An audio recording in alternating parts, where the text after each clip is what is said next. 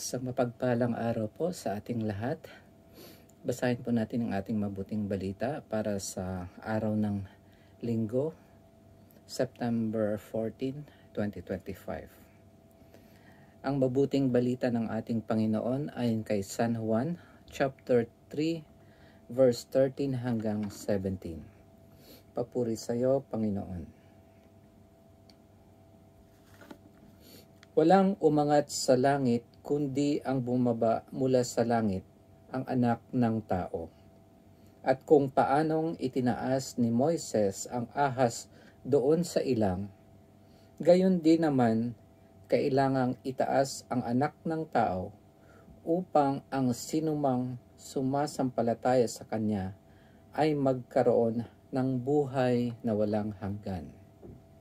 Gayon na lamang ang pag-ibig ng Diyos sa sanlibutan, kaya ibinigay niya ang kanyang bugtong na anak upang ang sumampalataya sa kanya ay hindi mapahamak, kundi magkaroon ng buhay na walang hanggan. Sapagkat sinugo ng Diyos ang kanyang anak, hindi upang hatulang maparusahan ang sanlibutan, kundi upang iligtas ito sa pamamagitan niya. Ang mabuting balita ng ating Panginoon. Pinupuri ka namin, Panginoong Hesukristo. Ayun. So ito po ang ating mabuting balita para sa araw ng linggo.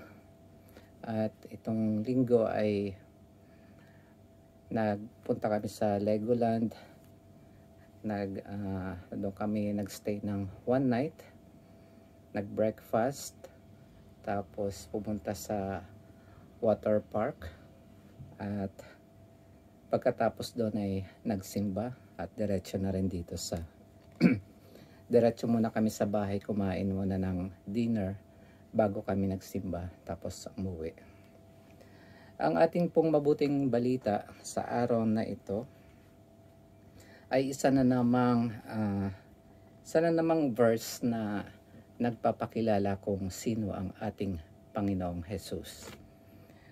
Dito sinasabi, walang umakyat sa langit, kundi ang bumaba mula sa langit, ang anak ng tao, o kaya ang ating Panginoong Hesukristo. Ibig sabihin na bumaba sa langit ang ating Panginoon at umakyat ulit siya pagkatapos niyang ipako at namatay sa krus.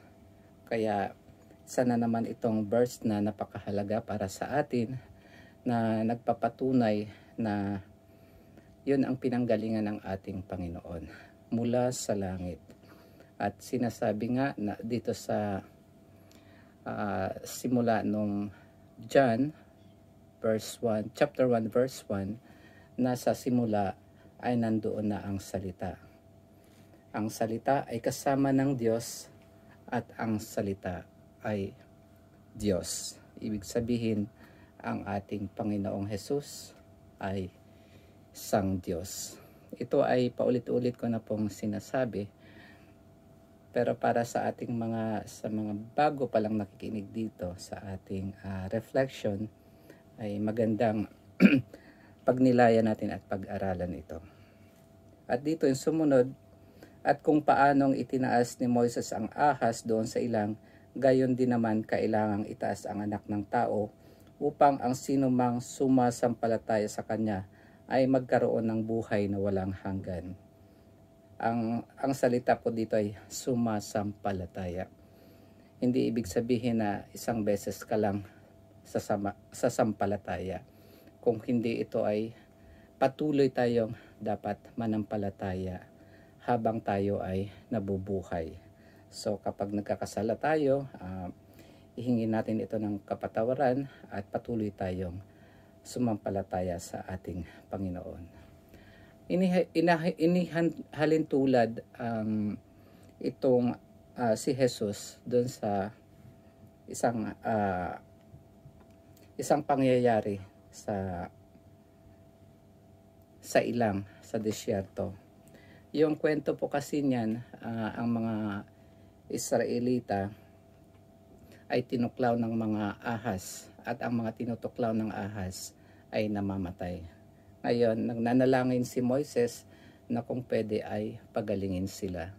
At ang sabi ng Diyos sa kanila ay gumawa sila ng isang ahas na tanso na ilalagay nila sa isang parang pole. At kung sino man ang tumingin doon ay hindi mamamatay. Dahil alam naman natin na yung ahas, mayroon siyang lason at ang lason ay nakamamatay. Ganon din naman sa bagong tipan, inahihintulad ito, isa itong typology na tinatawag, na kung saan mapagkukuhanan natin ng aral ang lumang tipan sa bagong tipan. Na sinasabi dito na ang lason ay katulad din ng kasalanan, at ang kabayaran ng kasalanan ay kamatayan. At dahil si Jesus, inako niya lahat ng ating kasalanan, na dapat tayo ang magbayad at dapat tayo ang mamatay. Inako lahat ng Panginoon yung kasalanan natin, katulad ng lason na yon. At doon isinama niya lahat yun sa krus. Kasi ang ating Panginoon ay walang kasalanan at hindi siya mamamatay. Pero dahil ang lahat ng ating mga kasalanan, ang mga nagdaan, kasalukuyan at mga kasalanan sa hinaharap ay ipinataw na sa kanya lahat. Kaya namatay siya doon sa krus. At lahat ng ating mga kasalanan ay nabayaran na ng ating Panginoon.